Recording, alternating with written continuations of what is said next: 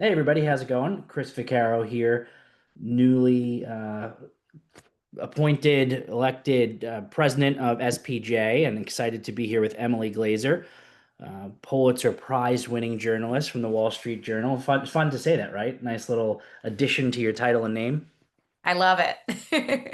I love it. This is great because for the last few months before I took over as president, I talked about using local chapters to help facilitate national programming. And this is actually the first time where, Adam Sennett, the president and longtime leader of SPJ New England, had organized this. And he's done stuff with people not only from the New England region, but the whole country.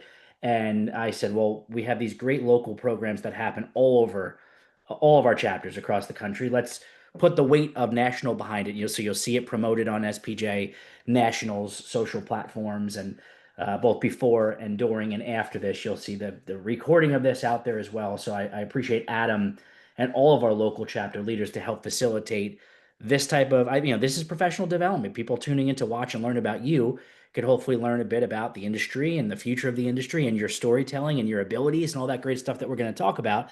So I love to have these conversations, but this is the first of many of these types of things going forward where national gets behind it. So, but Emily is a enterprise reporter for the Wall Street Journal. You focus on business leaders, power, influence, and that New York market, but also nationally. Lead reporter on the WSJ team that won the 2025 Pulitzer Prize in national reporting for coverage of Elon Musk. Can't wait to talk a bit about that. Part of WSJ's Facebook Files team that won a Polk Award for business reporting, a Gerald Loeb Award for beat reporting, Deadline Club Award for public service. Your reporting on a range of subjects includes Bill Gates, Musk, as we said, recognized by so many other journalism organizations as well. And we're going to talk about you, A to Z. I want to dive in on, when did you want to be a reporter? When did you first kind of get that sense? Was it a high school thing? Was it a college thing? Dive in from early part of your life and career, and let's talk about it. I love that, Chris. We're going to go way back, and I hope I deliver the goods. I'm going to try my best with a group of journalists tuning in. When did I first want to become a journalist? I was editor-in-chief of my high school newspaper. I'm sure that's something that a lot of us have had. But I think the moment that really solidified it for me was when I was in college. It was my freshman year, and it was toward the end of the year. I was at Northwestern University working on the Daily Northwestern school newspaper there. And my editor at the time, Matt Presser, who's since become a teacher, great editor then, asked me to look into a Facebook group that had been formed by students for a teacher who had been denied tenure, a female teacher and a professor. I was a little like haughty toddy and was like, I had just been covering the administration, the president. It was toward the end of the year. I'm like, you want me to look into some Facebook group? But I did, and I'm so glad I did because I ended up spending the last couple of days of the quarter just reporting the heck out of this thing and finding through sourcing and data that Northwestern had a history of denying female professors tenure, and there was gender discrimination. And so we wrote this story the last day of the quarter. I remember specifically that it was on the front page and it had two jumps. So it like jumped inside and then it jumped again. Maybe we could have learned a little bit more about tight word count, but I was really proud of that story. And fast forward, I was at my first like really big internship at the New York Sun that summer. That was then a regional newspaper in New York City, which has since folded. And I get a call from the female professor. She's like, "Are you sitting down?" And I was kind of like, "Why is this woman calling me?" I'm like, "Yeah." And she said, "I had to call you because they reversed my tenure decision. And I think it's because of your article." And I was just like, "Oh my goodness. I love doing this. I could have real impact, write about things that matter." And I think it was like truly in that moment where I was like, "This is it. Like I am doing this for You got that life." rush, that Yes. adrenaline of like, wow, my And it word. doesn't stop, folks. I'm telling you, it keeps coming. Uh, how were you guided in that storytelling? Did you feel like were kind of on your own to go and do it and figure it out, or did you have the advisement of professors helping? How did that all unwind? And you're still just you're like learning on the fly at that point. Yeah, that's a great question. I've told this story before, but no one has asked me that. I really, that editor, the student editor, Matt Presser, I'm giving him like so many shout outs. He was such an awesome editor then. And I think I have that now, that kind of rapport with my editors where I will ask a lot, like, what kind of or these are the questions I'm thinking of asking, like, what am I missing? I still do that to this day. I do that with other reporters that I'm working with too. Like, I'm a very collaborative person. And another thing that I want to say off the bat with that Pulitzer Prize, it's an 18-person team. Like, this is not one person who did this. It is a absolute team effort. And I love to think of journalism as like an individual team sport, especially when you're covering really powerful people, because you need different people to get that edge and that they might have sourcing in different places. And then you learn from each other as you're going.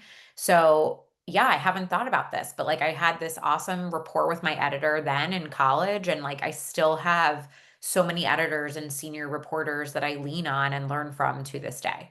Love that. And yeah, the team aspect of any coverage, and we're definitely going to talk about that 18-person team because there's so much dynamic that Oh, goes you in. want to talk about Elon Musk on this call? I had no idea. We'll save him. There's plenty of time for that. We'll get to that. But just yeah, the team coverage is some people are lucky to have like a pair of people writing a specific story, let alone 18 doing that is could be a nightmare. It takes leadership. It takes the type of management to let everybody have a voice in the process, And let that's alone really Chris Stewart, our investigations editor. He gets all the exactly. props on that. I mean, yes, you need, and the power of the Wall Street Journal and like large organizations to have so many people on those resources. But yes, we'll get to it whenever you We'll want totally get to to. that. Also in college, you at Northwestern, you were a part of the Medill Innocence Project, right? Where the I think it's called the Medill Justice Project now, investigating Yes. potentially wrongfully convicted murderers. I mean, being thrown into something like that and being part of that, again, powerful. It's not like, oh, I'm just going to cover this event on campus like a lot of student journalists do. That's legit reporting. Can you talk about what you experienced there? Yeah. Thank you for bringing that up. That was such a highlight of college, but also like my entire journalism career. So part of why I wanted to go to Northwestern was because they had this Innocence Project there, and I was really keen to do that type of reporting. I'd say actually like terrified and keen, which is a lot of what I bring, what kind of attitude I bring. Exhilarated, maybe is the better word for it. I really like to dive into things that are incredibly intimidating for me, and then I kind of get that adrenaline rush through it. So I worked with David Protest then, who is an incredible professor and coach. There's been a lot of drama with the various innocence projects at Northwestern. So that is my disclaimer. I had an incredible experience while I was there. And we did a lot of role playing of how these conversations would go when we would go to prisons and talk to prisoners about what things that were going on, whether they were potential accessories to murders, whether they were the convicted murderers themselves. And yeah, you better believe we had no idea how to do that beforehand.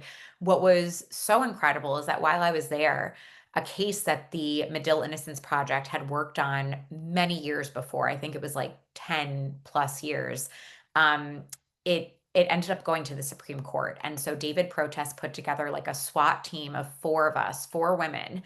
And so besides doing like our usual cases, we were put on this case, and it was death row in Texas, and we went down to the Texas Panhandle. I still remember that I got pulled over while we had two different cars, like we teamed up in duos, and I got pulled over by the cops for driving there because it was such a small town that I did not realize I had gone off of the highway to a main street in town and that the speed limit had changed. So I got pulled over for speeding when and I had no idea I was even like in the town. The Um, story behind the story. This is great. yeah, and we went to double wide trailers.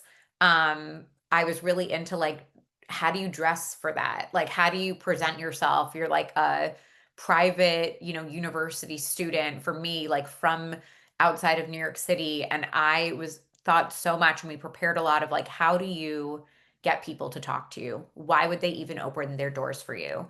I still remember we went around and found the jurors from back then and interviewed them again to see, like, given the evidence that was now in the case, would they have still voted guilty or not guilty?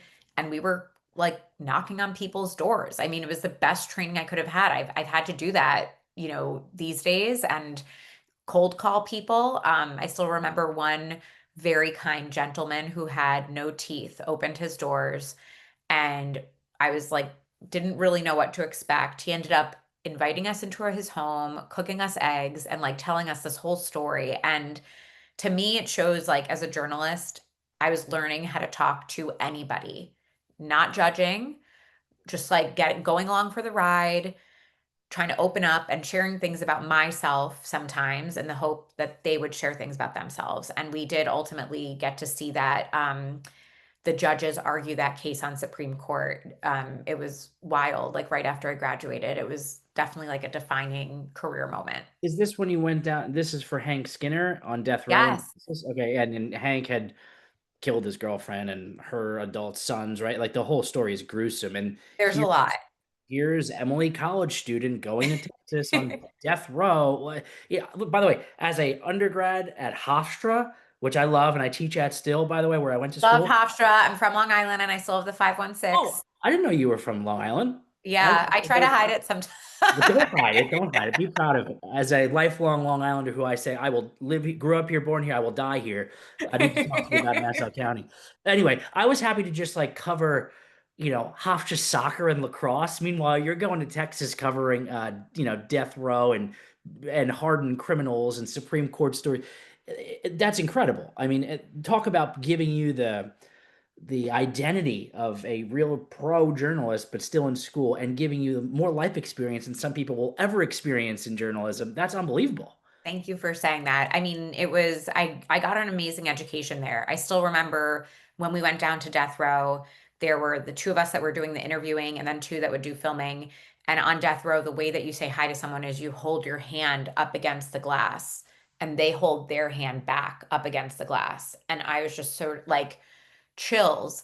And after we finished, there had been this huge film crew next to us, and we were like student journalists, like with a small camera, and we look over, and people were like, "So who are you interviewing? Like, who are you interviewing?"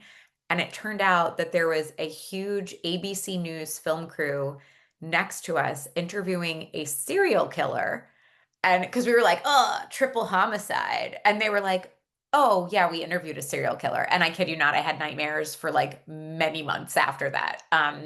But yes, I had an incredible experience there. Sorry, you opened up the door. I loved it, but let's keep going. That's great. That's great. Yeah, so you're getting these chops. You're getting as everybody tells college students, build your portfolio. Well, yours was pretty set. So by the time you're ready to get a job out of college, I mean, you're pretty much hired by the Wall Street Journal in 2008 and haven't left. Been there I ever have since. not left. I feel like sometimes I'm the last one standing. I'm 37 years old, and sometimes I'm like, damn, I've been through a number of administrations within the Wall Street Journal, and I honestly love it there. I think it goes back to being a really collaborative place, incredible editors. We're always like learning from each other. I just finished, now I spearhead teaching a sourcing series that we do, but it's something that I love. And so I've been really fortunate that they've given me so many different beats in different cities that it feels like I've had different jobs so many times, even though I'm working for the same place. It keeps it fresh, telling the same Yes. story. Yes. So talk about that process for the college students who will eventually watch this, then we'll share it with our education committee. As I said, like, this is as much professional development for the younger folks who watch. What was the process like where you're like applying and you have a real portfolio and you have your clips and you have all this stuff you've done? There's no guarantee you were going to get a job. You did because you put yourself in a position to succeed. But how many places did you apply for? Was the Wall Street Journal your number one? Were you turned down by anybody where your heart was broken that you didn't get those jobs? There was, maybe not, but I'd love to hear that. Yes, I was. And actually, I've been turned down a lot within the Wall Street Journal. And I think it's so important to talk about this because it only makes you stronger in some ways. But I do have like a lot of those chips on my shoulder. So, um, my first internship was at the New York Sun that I mentioned, summer after freshman year. I got that through college professor Richard Roth at Northwestern, who I think recently retired. And he was a huge help connecting me to another alumni. So it just goes to show, like, no matter what school you're in, use all those alumni connections. Don't be afraid to ask your professors for help. And then I ended up getting into the Wall Street Journal through Dow Jones Newswires. So I was sort of treated like a third class citizen on that internship. Then I went to MarketWatch.com in San Francisco. Again, this is like a Dow Jones sister publication. And I just kept not getting like the Wall Street Journal internship. I was turned down from the Wall Street Journal. I guess it was like the summer going, oh, I'm going to mess this up a little bit. I think it was the summer after my senior year or the summer after my junior year, because they told me I had already interned for the other publications and they wanted to give someone else a chance. And I was like, no, no, no, I'm a really experienced intern. Like, don't not put me in the program. So I was turned down then. And but ultimately I kept interning for these sister publications. And I also interned for the Austin American Statesman through Northwestern University has like a internship during the year that you do. And I think that definitely gave me a big leg up to have. And now this is more and more common that a lot of schools, especially like post COVID, you can kind of intern during the year. So I highly recommend that if you feel like you could take it on. And after graduating, I did not have a job lined up. I was applying. I almost applied to be Maureen Dowd's like news assistant. I was applying potentially for a Smart Money Fellowship, again, another publication that since is not around anymore, but it was part of the Dow Jones empire. And I learned through Northwestern connections that a news assistant opening was coming up for a publication called the Wall Street Journal Sunday, which is then a sister publication of the Wall Street Journal, has also since been shut down. This is a weird and sad theme throughout my career, but I ultimately did land that job. And I did it for 2.5 years covering personal finance for this supplement section. I also did payroll. It was like 80% writing, 20% administrative. And then I was like freelancing for other Wall Street Journal sections, probably like a year plus into that. And I got to know all these different people around the newsroom so that I could try to help different reporters. And I just basically, I say it now, like I did internal sourcing. That's what I call it, where I basically treat the newsroom as if I'm sourcing up on a story and I just try to meet as many people as possible and learn from them. And I would have a list of like byline, like I'd read stories and I'd write down the names. And then every week I would force myself to reach out to someone new. And I was just like constantly sourcing internally until ultimately I got a different job. Yeah. So yeah, And guess what? You put yourself out there. You took a chance. It's sort of a cold call, but a cold email backed by people that you respected because of what they were doing in the industry. You didn't let it come to you. You put yourself out there to say, "This is how I'm gonna build a Rolodex." Nobody uses those words anymore, but it worked. You put the effort in. You met the right people. You told the right stories. You took chances. You felt fear. You felt failure. I couldn't get this response. I couldn't write that story. That's called living a life of somebody who wants to achieve goals. And that's what college students need Chris, to can you hear. just be in my head like all the time? I love Yeah. this.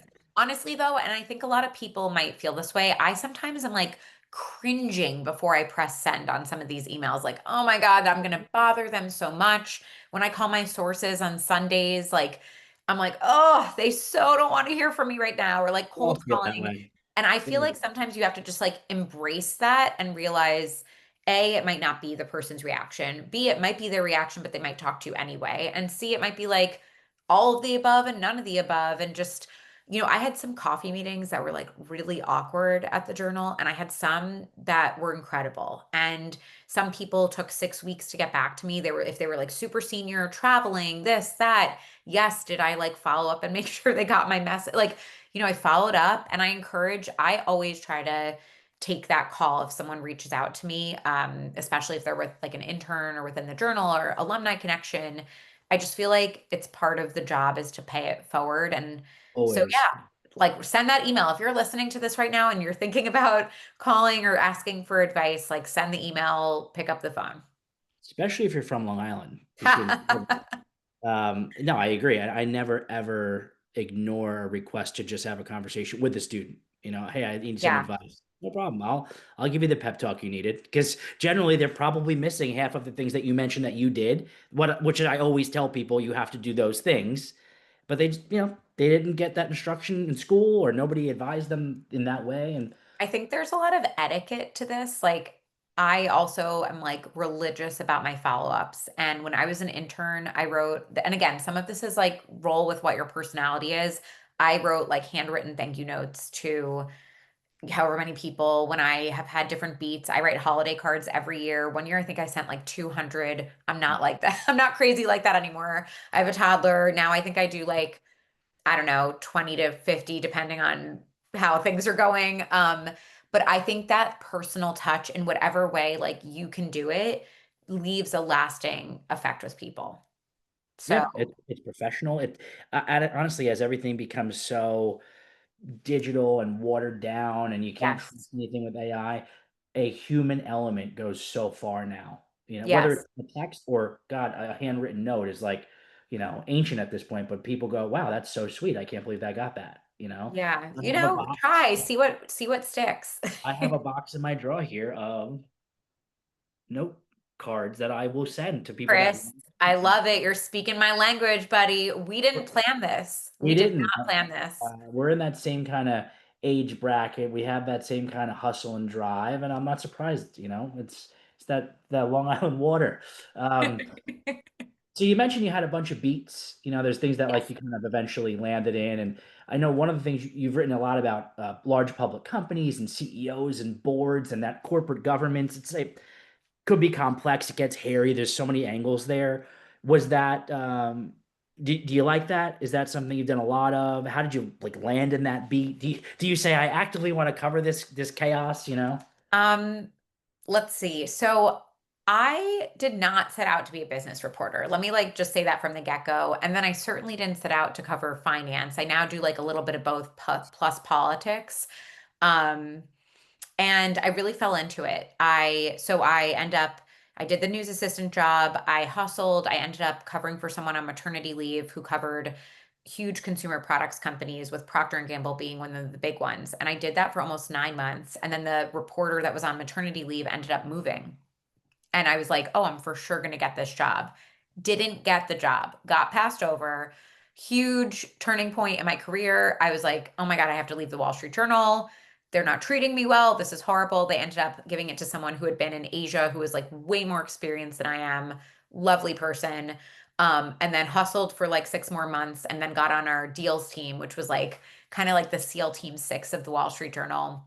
And I Okay. learned so much about sourcing there from a lot of my colleagues, including Dana Mattioli, who I worked on with the Musk Project and is one of my closest and dearest friends, and a lot of other people, both who've been at the Journal and then gone on to other places. And then from there, I had what I would call another turning point. I did the job for like a year and change, and they needed someone to cover really big US banks, specifically JP Morgan as like the headliner, and then like Wells Fargo as like the smaller like side one. No one pitched it like that, but that was like the gist of it. And there was this guy from Bloomberg that they were supposed to give the job to. And then at the final hour, he got a raise from Bloomberg and didn't take the job. And everyone knew this has happened and they'd gone to so many people. And then I think someone was like, what about that Emily? And I remember thinking, oh my God, I am their like 10th choice. Why should I do this? Like, they don't even really want me. This is some like random, someone had this idea, which by the way probably came from all that internal sourcing because I was like getting my name everywhere.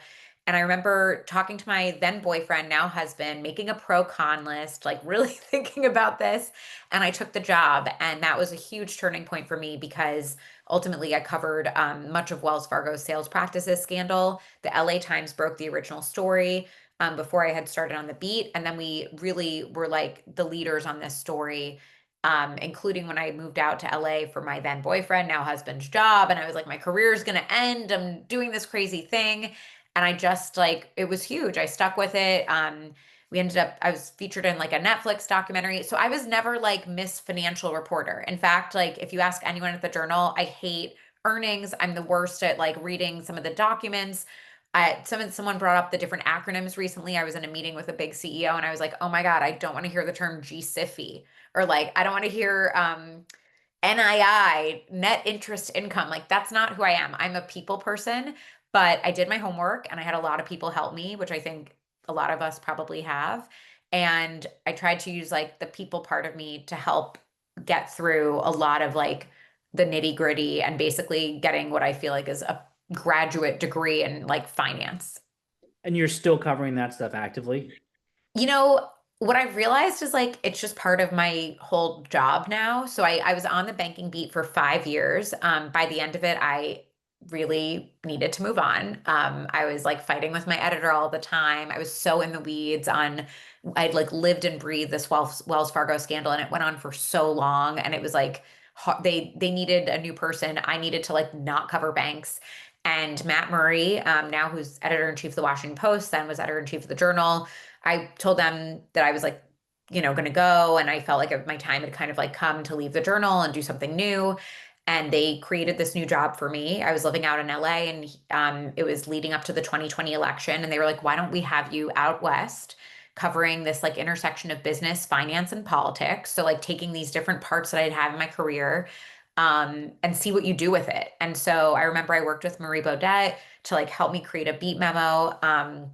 And I didn't really know what to expect, but I just kind of kept some of those banking sources. A lot of those people are really big donors on the left and on the right. And then I have always been interested in tech. And then that ultimately led into doing a bunch of different projects, including participating in our Facebook files on our team. Yeah, so it's one thing leads to another. Your competence Yes. and your core abilities just keep growing. And like, I well, you hold on to a lot of my sources too. Like I share them with the next beat reporters, but there's some people that I find that the more like broad that I do that really does touch on like a little bit of this, a little bit of that, um, that if they're a business leader, they usually aren't just doing one thing. They don't just have one job.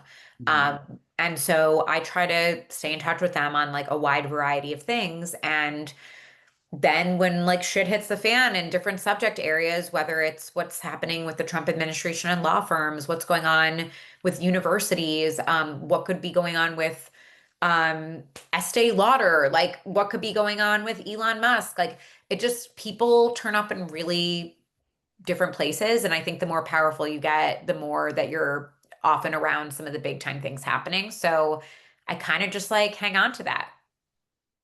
And so at what point do you become the lead of this 18-person team? Like, are you the lead? You mentioned another editor. How does that start to formulate? When is it like, well, this Silicon Valley tycoon is now oligarchy politics and like Yeah. this is a conversation. It becomes, well, it's not just one story. We don't just have one person doing it. All of a sudden, it's an 18-person team. It's an enterprise. It's a big deal. Let's walk through the average person that has no idea how this stuff forms in the newsroom. How did it all start for you and your team? Yeah, well, so I was not like the lead person from the start. I had been on maternity leave, and we had just oh man, I haven't like told the story in a while. So I was on maternity leave, and I came back briefly, and I worked with Khadijah Safdar and Dave Benoit on our series around Jeffrey Epstein and powerful people, business people that he had ties to. And I had written about Bill Gates with Khadijah before. This will all make sense in a second. I'll get to the point. And they waited for me to do the Bill Gates story. And so that was like a really, and then I fully came back from maternity leave, and I was really proud of that reporting. It was also a big transition, now being a mom and having an infant. And I remember saying to my colleague Kirsten Grine, like, oh my gosh, we're doing all this Bill Gates reporting. Like, I don't know what I'm going to do next. And she was like, Emily, we're writing about Elon. And Kirsten and I had written about Elon Musk a few years prior to that, and she was the lead reporter on that and is a fierce journalist and incredible. And she kept this project going. And so we did the first two stories together. And then she went to the New York Times, and it was very crushing. And I kind of didn't know what would happen with the project, and was, really sad about losing a reporting partner and someone that I really looked up to. She knows all of this, so this is not breaking news. And Chris Stewart, the investigations editor, is like the engine that kept this project going. And so we had conceptualized different types of articles, and there was a whole team led by Tom Grove, one of our European reporters, that wrote a huge investigative piece around Elon Musk's ties to Putin that I was not involved. I knew about the story. I did not have sourcing to contribute to that. And then my incredible colleagues, Joe Palazzolo and Khadijah Safdar, wrote about Elon Musk having relationships with women that he worked with at SpaceX. And so it wasn't like I was involved in every story, but I do remember specifically learning from one of my best sources. And I was really down in the dumps, by the way. Talk about like it's not like things come your way. I was so depressed about losing my reporting partner, and I just was like really not sure if I was feeling it anymore. And I remember getting this tip that from one of my best sources who I had called about something else and they didn't know about that, but they were like, but by the way, have you heard about Elon and Trump? And I was like, what? And they said that they knew that there were conversations that if President Trump won the election, that Elon would become an advisor to him. And I was like, no way. Like, what do you mean? And we ended up writing this story about just that topic. And I remember going on CNBC and Andrew Ross Sorkin was like, this just sounds like things that people are like whispering to each other. And he like totally, we had like a full blown debate on television. And I was like, no, this is real. Like, I am certain of my reporting. And here's the reason why. And I walked off that stage. I remember I was like shaking, like vibrating a little bit. And I know Andrew, and I had been on the show before, and I was like not expecting it to go that way. And a couple of CEOs that I know texted me and they were like, oh my God, like what just went down? Because people really didn't think that this was going to happen. And then with Dana and Khadijah, two of my very close friends that I'd worked with a lot, we broke the news that Elon had told people that he had committed to spending $45 million a month to back Trump. And it was the first time anyone was like really putting numbers to it. And Elon denied that story. A lot of media people said that was wrong. It became this whole thing. Um, and then, we had another story from there with my colleague Susan Pulliam and Becky Peterson around how Tesla had been avoiding environmental regulations and what it might mean. By then, Trump had won the election. So as you can see, like there are highs and lows. It ebbs and it flows. It's hot and it's not. It's amazing and it sucks. Like a lot of this reporting is just like a very bumpy road. And because Chris Stewart and my day-to-day editor and manager, Marcelo Prince, are incredible editors and mentors. Like when I hit rock bottom, they're like, no, no, no, like keep going. My husband's like, keep going. And my son keeps me happy. So I keep going. And so it's just like a little bit of everything. And, but it was not by any means like some smooth sailing situation. How many stories in that eventual like became a series and it became a story over time? I mean, it Musk Above the Law is the series, but Yes. there's like so many things within it. How much reporting was done? How long did it take? Talk about like kind of the nuts and bolts of it. So it started off with these stories that we published right at the top of the year, and it continued on through year end. I mean, we were still hustling until literally like the end of the year. And the stories that we wrote that published at the top of the year, I can't get into like all the details. But as you can imagine, these are not stories that you just write in a couple of It just weeks. takes time. It takes a lot of Yeah. time. And so we had like the first two back to back. And when we realized they were like very closely together because there was so much reporting that we realized we should do two. It was originally like one big story. And so it takes many, many, many, many, many months. And some of the reporting, we had been hearing about his drug use years before and could not nail it down. We just did not have the goods. And that was also a really good lesson where in not publishing when you're not ready, even if you've spent a lot of time on something, that has happened to me more than once in my career. And when you're writing about some of the wealthiest people in the world, there are armies of lawyers that will respond when you are seeking comment, and you have to have everything completely buttoned up. And if you don't, then you cannot publish. So I've, learned that lesson and it's made me a better reporter.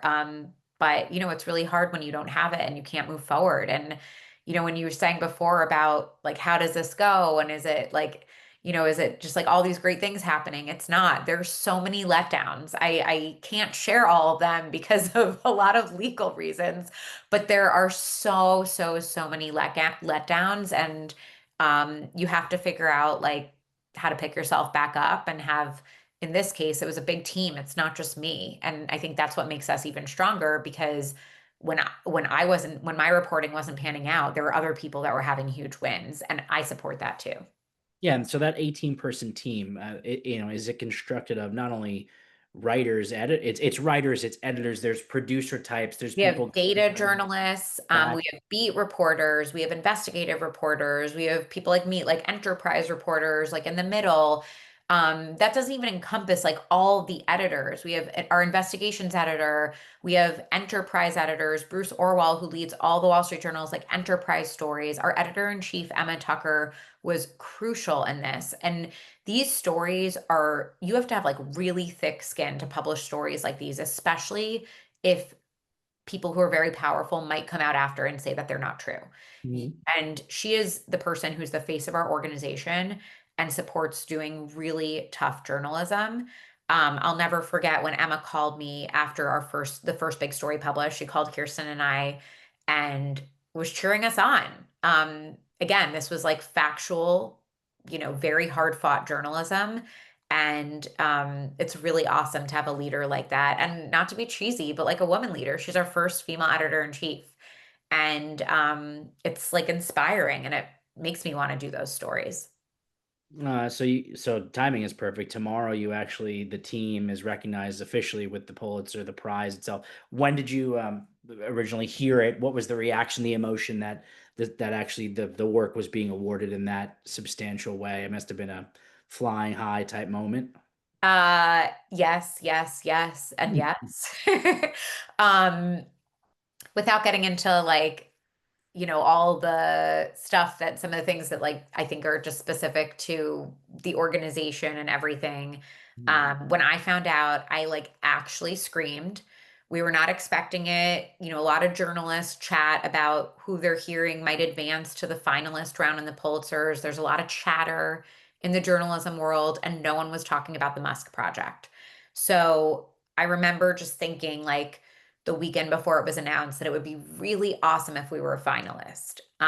We did not get any recognition with the Facebook files. And so I was just like really crossing my fingers, like maybe we'll be a finalist. And if we're not, it's okay. And like there's more work to be done. I literally like yelped and then couldn't speak when I found out. And my husband, who's a journalist, was like crying, and my mother-in-law has also won a Pulitzer, and my Oh wow. husband was 2 when she won, and my son is 2 when I won. Like, there's just like so many things. And so we brought my son, and a bunch of us brought our little kids to the newsroom for the announcement, and it was just like the best day. I don't know a good way to explain it. It's like really just so meaningful and exciting to share that and like with family. Um, and so, yeah, tomorrow it's like the formal event. I am so excited and it's just like a life goal. And again, it's this whole team, and I'm glad that many of us will be there, celebrating and in our formal wear for it. Love it. I love it. I hope you have the best time. That's so great. One thing I lecture a lot about it my whole life is digital and tech and streaming and social and all the ancillary outside of the written word, even though I have a print journalism degree. Imagine that. So, how much Same, multimedia? by the way, I specialized in print journalism. That was I, yeah. I So don't I had don't to doubt shout out that. print journalism, RIP. That's all. That's what it's all about. But the written word, the narrative, is still everything. But how people consume media and the graphics and the infographics and the data and the quick visual moving and storytelling and the podcast studios and the Yeah. visual equivalencies, it's very much a part of what I do every day.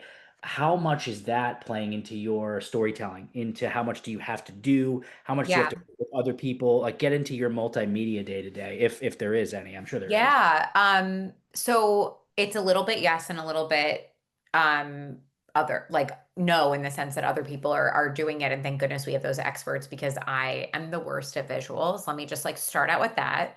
And I'm also a lot more of a reporter than I am a writer. And so I think this project helped teach me, yes, that I need to like expand and grow, and I'm learning a lot from the people I'm working with, but one person can't do it all at that level. And that was a big, I remember with Facebook files, specifically with the Polk Awards, we were walking around and there was this whole New York Times like visuals investigations team.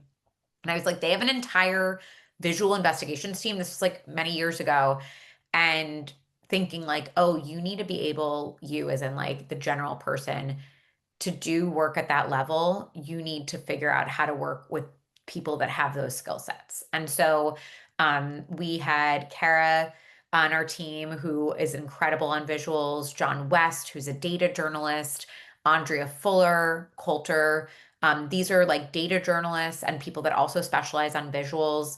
And again, like Chris Stewart, the investigations editor, he is the person, he is like cherry picking people with these specialties across the newsroom to produce this huge package. And so it's not just about like sourcing alone, it's really having people who specialize in those areas because yeah, like again, I've realized like for large organizations, one person isn't doing it. What I will say is what I love to do is go on podcasts, talk about the reporting. Like I mentioned, I've done, one documentary before. I do a lot of videos. With the Wall Street Journal, I moderate a lot of our like live journalism, our conferences, and I'm sourcing when I'm doing those. So to me, everything interconnects. And so I feel like I have to kind of like embody my beat a little bit because if I'm covering really powerful people, I like don't wear jeans to the office because I never know who's going to come in and might be there. I have an extra blazer ready. I have like a drawer full of heels and I want to look the part. And I think with CEOs and board members, like you just never know who you're going to meet and you never know what your first impression is going to be. You never know if you go on TV. Like I think with one story, a recent story we did about Tesla doing starting their like intense formal CEO succession process. This one published earlier this year. Um, and I remember I like went on CNN and had like 4 minutes to get ready and was just like, what? So it's a little bit of everything and partnering with the specialists. Yeah, and when again, bigger organization, more resources, you can cherry pick the people who have the specialties. That's the beauty of it. Yes. And With smaller smaller, organizations are partnering with some big organizations. I think it sure. was the Baltimore, no, wait, I don't want to mess this up. There are a number, I want to say maybe the Baltimore Banner, but I know that the New York Times partners with smaller organizations and others as well. Yeah. The one question in the chat: how different was covering Musk compared to other billionaires and CEOs you have covered, such as Bill Gates? Ooh, um, Did you speak directly with Musk on any of the stories for the reporting as well? I don't know if I can say. Hmm, Not to be interesting. mysterious, but I promised our editors that I can't get into too much of the reporting process. So sorry to be mysterious about that. Okay. How I think that there's a lot of similarities with these two. They have tons of resources at their disposal. They are not people that you can just get. Like you can't just ring them up necessarily because they're so big. As in like they're so powerful. They already are at like a huge point of influence by the time I started covering them. So it's not like I've been able to like grow with them. There are other CEOs and powerful people where like I've kind of caught them earlier and then I do have that relationship. Yeah, you grew Um, with them. Yeah, that's true. exactly. So how they're both brilliant people that already have huge legacies. And they're both people, and this was like a huge learning for me, that have a lot of loyalists because they have made a number of people extremely wealthy. And when you're covering people that have done that, it makes it even harder to get people to talk because whether or not they agree with them on good things or things that might be not as positive, they're just less likely, you're less likely to find people to talk to, even anonymously, because they feel such loyalty because these men have made their careers, they've given them a quality of life that often like no one can compare that to. And so I think that was a really hard learning with Bill Gates that helped set me up even better um, with covering Elon Musk. Um, and yeah, I mean, they both have huge armies of people that specialize in lots of different areas, and there is no messing around. So, you got to make sure you have your stuff right. How about the path forward, your beats now? I mean, is there anything that you're working on that you can speak about that excites you every day? Obviously, I'm sure there's a lot of things behind the scenes that are always shaping up that you can't mention yet, but what's something fun and active that you could talk about that you're working on? Um, let's see. I know I'm working on Not a something. trick question, but I am I sure know there's I'm no, no, I'm working some. on something I'm really excited about, but it hasn't published yet. But I'm thinking about how I'm working on something that is rooted in some incredible reporting um, that came out of the Elon Musk coverage and then is kind of like even broadening from that. And so that is very exciting to me because it's taking a lot of the sourcing that I've spent a lot of time on. I don't really, like I mentioned before, I don't just like throw away these like hard fought relationships and kind of taking it in a new and different direction. I really love writing about tech and Silicon Valley culture. I just find it very exciting. It's innovative. It's fast paced. There's a lot of money. There are wins. There are when, there's that whole move fast and break things. When there are the break things part, I'm interested in. And so I'm really excited about that. And I also am still really excited about how politics fits into that. I think that there is so much change going on with the Trump administration right now.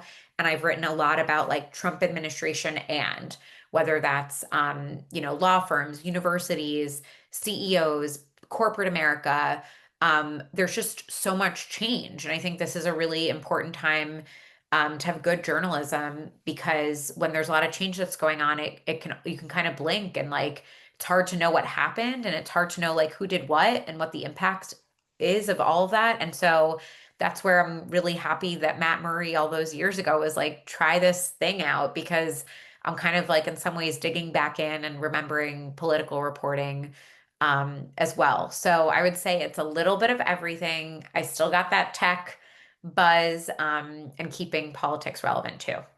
Yeah, and mentioning politics and the administration and just, the landscape today, I think we'd be remiss to not talk about press freedom and, the current administration or any of these political entities, doesn't matter what side, there's this war between the media and everybody else.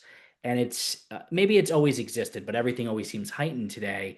Can you talk about, have you encountered press freedom issues? Your opinion on how the media is treated today. How can we get through this at some point and be on a level playing field once again where everyone respects one another? It just seems like it's so blown out of proportion. And, I don't think it's going to be solved any day or month or year soon, but we got to talk about it.